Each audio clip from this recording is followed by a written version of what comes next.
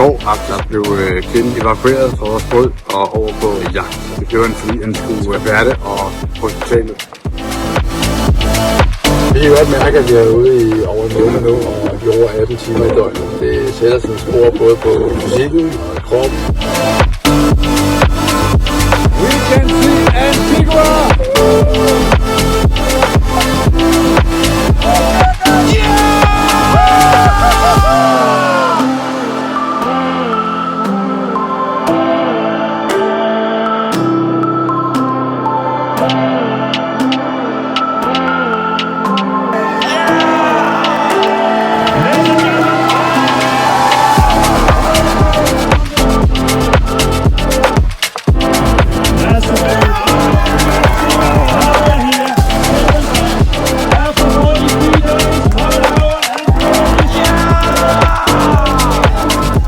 Amazing, you know, it's been a long journey and a lot of hard weather as well, but we stayed to each other and been through. It's just amazing.